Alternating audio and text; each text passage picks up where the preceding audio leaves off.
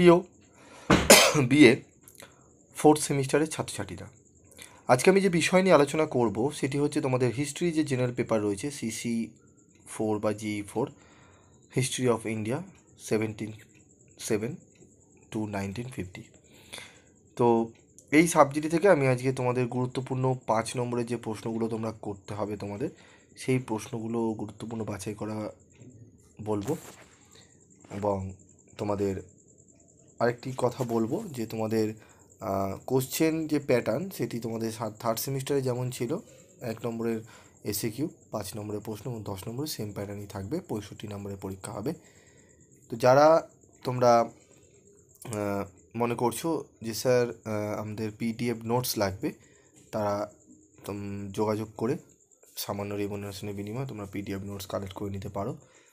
এবং যারা মনে করছো স্যার আমরা অনলাইন ক্লাস করব জেনারেল পেপারের হিস্ট্রি, তারা যোগাযোগ করতে পারো। অ্যাডমিশান এখন নিয়ে নাও, কারণ এখন তোমাদের ডিসকাউন্ট অফার চলছে। তোমরা অ্যাডমিশান নিয়ে রাখো, তোমাদের ক্লাস কখন শুরু হবে সেগুলো বলে দেওয়া হবে।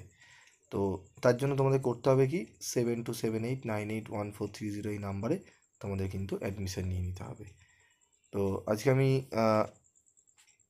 মূল আলোচনায় চলে আসি, সেটি হচ্ছে ইম্পর্টেন্ট কোশ্চেন 5 মার্কসের। প্রথম প্রশ্ন দেখো, তৃতীয় পানিপথের যুদ্ধের কারণ কী ছিল? 2 নম্বর হচ্ছে তৃতীয় পানিপথের যুদ্ধের গুরুত্ব বা ফলাফল কী ছিল? এই দুটি প্রশ্ন অত্যন্ত গুরুত্বপূর্ণ, দুটি প্রশ্ন কিন্তু আমাদের পড়ে নিতে হবে, মানে কারণ ও ফলাফল তৃতীয় পানিপথের যুদ্ধের। মাউন্টব্যাটেন পরিকল্পনা কাকে বলে? অধীনতামূলক মিত্রতা নীতি সংক্ষেপে আলোচনা করো বা অধীনতা মিত্রতা নীতি সম্পর্কে টিকা লেখো। ভারতের সংবিধানের বৈশিষ্ট্যগুলি সংক্ষেপে আলোচনা করো। ভারত ছাড়ো আন্দোলনের তাৎপর্য লেখো। ভারতীয় সংবিধানের প্রস্তাবনার তাৎপর্য কী? 1943-এর দুর্ভিক্ষ সম্পর্কে সংক্ষিপ্ত টিকা লেখো। প্রার্থনা সমাজের ওপর টিকা লেখো। 1938 সালে ত্রিপুরী কংগ্রেসের অধিবেশনের তাৎপর্য কী ছিল? উডের ডিসপ্যাচের তাৎপর্য কী বা চার্লস উড কে ছিলেন, তিনি বিখ্যাত কেন? 1857 সালে মহাবিদ্রোহের ব্যর্থতার কারণ উল্লেখ করো। জালিয়ানওয়ালাবাগের ঘটনার গুরুত্ব কী ছিল? রাউতওয়ারি ও মহলওয়ারি বন্দোবস্ত বলতে কী বোঝায়? 1946 সালে নৌ বিদ্রোহ সম্পর্কে সংক্ষিপ্ত টিকা লেখো। পলাশী লুণ্ঠন কাকে বলে? রাওলাট সত্যাগ্রহের গুরুত্ব সম্পর্কে আলোচনা করো।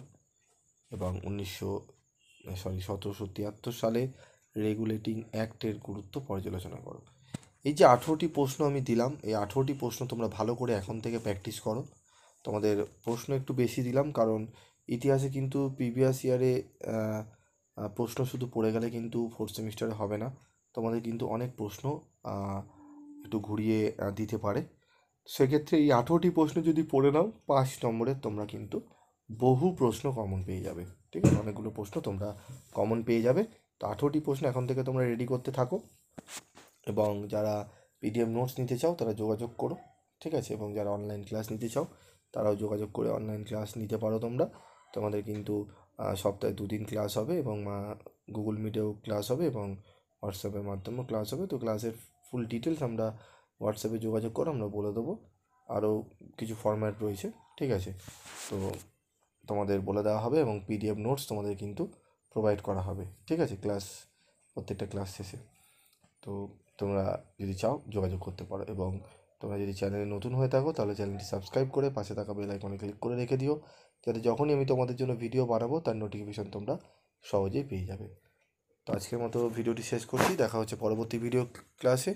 আমি পরবর্তী ভিডিওতে তোমাদের 10 নম্বরের যে প্রশ্নগুলো পড়তে হবে গুরুত্বপূর্ণ, সেগুলো নিয়ে আলোচনা আমি করে দেবো।